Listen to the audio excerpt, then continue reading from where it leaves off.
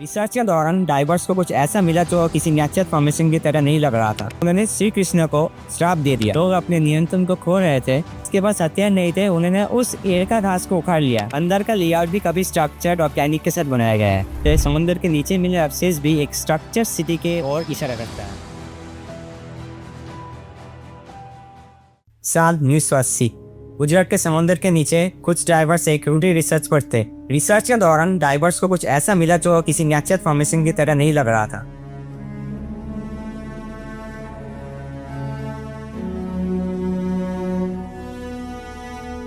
पत्थर की सीधी लाइंस, अजीब ढांचे और कुछ ऐसे निशान और स्ट्रक्चर्स जो एक डूबी हुई नगरी की तरफ इशारा कर रहा था। बाद में मेरीन आर्कियोलॉजिस्ट एसर राव और उनकी टीम ने इस एरिया को डिटेल में स्टडी किया और उन्हें मिले कुछ पुराने एंकर्स, स्टोन स्ट्रक्चर्स और एक ऐसे शहर का अवशेष जो कभी समुद्र के नीचे बसा होगा। कुछ इनिशियल रिसर्च ये सजेस्ट करता है कि जो अवशेष हमें मिले है वो कुछ हजारों साल पुराना हो सकता है।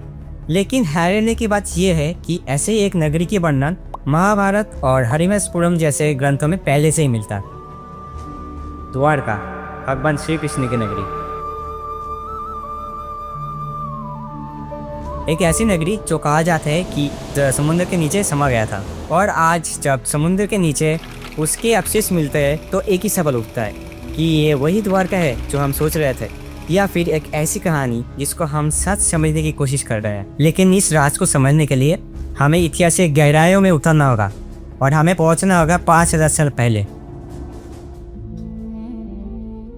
प्राचीन समय में कृष्ण मथुरा में रहते थे, लेकिन बार बार जरासंध के हमलों से परेशान होकर उन्होंने एक नया नगरी बसाने का निर्णय लिया। एक ऐसी जगह जो सुरक्षित भी हो और दुश्मनों के लिए पहुंचना भी मुश्किल हो। तब कृष्ण ने समुद्र देव से प्रार्थना की और विनती की कि उन्हें एक समुद्र के बीच एक भूमि चाहिए जिसमें वो और अपने लोगों के लिए एक नया नगरी बसा सके। समुद्र देव ने उनकी प्रार्थना स्वीकार की और अपने जल को पीछे हटा लिया, जिसे एक सुंदर भूमि उभर कर सामने आ गया। इसके बाद देव शिल्पकार विश्वकर्मा को बुलाया गया। उन्होंने अपने जीविया कला से एक अद्भुत नगरी का निर्माण किया। सोने का महल, सीधी सड़कें, विशाल दीवार और सुरक्षित दीवारों के बीच घिरी हुई एक संपूर्ण नगरी। ये नगरी इतनी सुंदर थी कि इसको स्वर्ण नगरी भी कहा गया है। द्वारका, जिसका अर्थ होता है गेटवे, एक ऐसी द्वार जिसे मोक्ष का प्रवेश द्वार भी कहा जाता है, और इसी नगरी के स्वामी थे द्वारकाधीश भगवान श्री कृष्ण। आज के समय में द्वारका गुजरात के सौराष्ट्र में अरेबियन सी के किनारे स्थित है, लेकिन प्राचीन ग्रंथों के अनुसार इस नगरी का पूरा नाम कुशस्थली था, जो अनर्क देश का एक हिस्सा है। और कहा जाता है कि इसी भूमि पर कृष्ण ने द्वारका का निर्माण किया, और यहाँ गोमती नदी शांत धारा के साथ समुद्र में समा जाती है। अब हम आते हैं द्वारका के सबसे प्रोमिनेंट स्ट्रक्चर द्वारकाधीश मंदिर, जिसे हम जगत मंदिर भी कहते हैं। यह मंदिर शहर के बीच में स्थित है और भगवान श्री कृष्ण को डेडिकेट किया गया है। इसका स्ट्रक्चर बहुत इंप्रेसिव है। 5 स्टोरी डिजाइन और 72 पिलर्स तक टिका हुआ है, और इसका 78 मीटर ऊंचा शिखर द्वारका का मेजर लैंडमार्क बना देता है। और इंटरेस्टिंग बात यह है कि यह मंदिर समुद्र से थोड़ी सी हाइट पर बना है, जो कि कोस्टल प्लानिंग और एनवायरनमेंट एडेप्टेशन को रिफ्लेक्ट करता है। अंदर का लेआउट भी काफी स्ट्रक्चर्ड और प्लानिंग के साथ बनाया गया है, और सैंडस्टोन से बना ये मंदिर अपने डिटेल्स कार्विंग्स के थ्रू उस समय की कारीगरी को दिखाता है।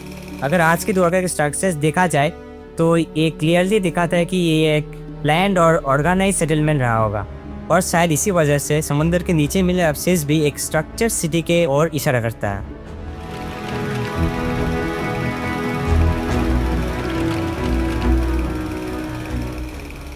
लेकिन द्वारका की कहानी सिर्फ इसकी भव्य रचना तक सीमित नहीं है। इस नगरी की असली कहानी उस समय से जुड़ी है जब पूरा भारतवर्ष एक ऐसा संघर्ष का सामना कर रहा था जिसे इतिहास महाभारत के नाम से जानता है।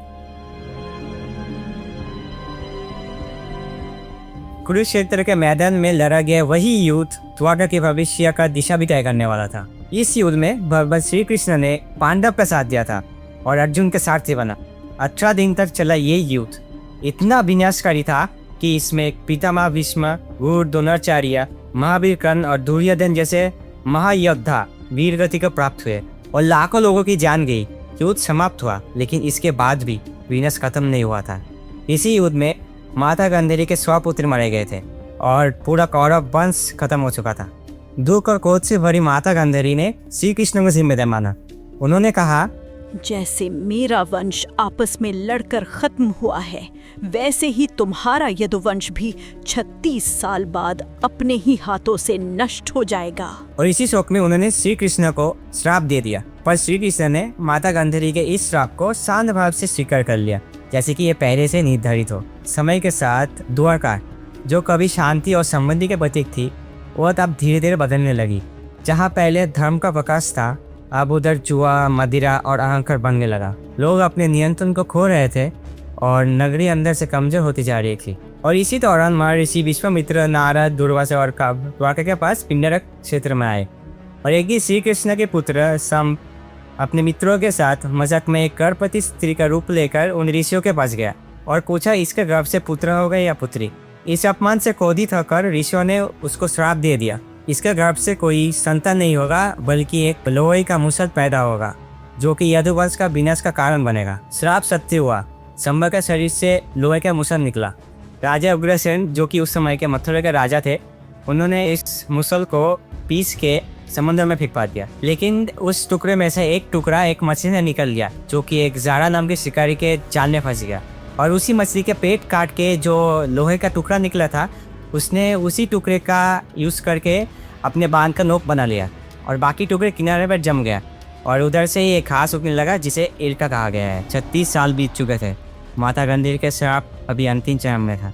श्री कृष्ण ने सब यदुवंशियों को प्रवास क्षेत्र में ले जाने का निर्देश दिया, लेकिन वहां पहुंचने से पहले ही सब मदिरा पीने लगे और उसमें ही विवाद शुरू हो गया। विवाद इतना बढ़ गया कि सात्यकी ने एक प्रीति वर्मा का सर धड़ से अलग कर दिया और धीरे धीरे यदुवंश 2 हिस्सों में बढ़ गया। जिसके पास हथियार नहीं थे, उन्होंने उस एरका घास को उखाड़ लिया और वही एरका घास हाथों में आते ही एक लोहे की लाठी में बदल गया। जो अभी तक एक तीर्थ स्थान था, वो अभी एक युद्ध मैदान में बदल गया है।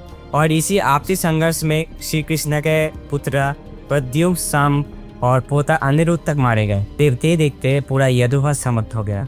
कृष्ण ने अर्जुन को संदेश दिया कि वे द्वारका की स्त्री और बच्चों को सुरक्षित उधर से ले जाए और स्वयं एक वन में जाकर एक पेड़ के नीचे ध्यान में बैठ गए। तभी वही जारा नाम के शिकारी ने उनके चरण को हिरण समझकर बाण चला देता है और वही बाण श्री कृष्ण के पैर को जगह लगता है। बाण लगने के बाद श्री कृष्ण मुस्कुराते और शान रख से उधर ही देह तक करते थे। और इसके बाद ही द्वारका में अचानक विनाश के संकेत दिखने लगते हैं। समुद्र की लहरों का रूप भयंकर हो जाता है। अर्जुन जब स्त्री और बच्चों को लेकर वापस लौट रहे थे, तब उनकी आंखों के सामने पूरी द्वारका नगरी धीरे धीरे समुद्र के अंदर समा जाती है।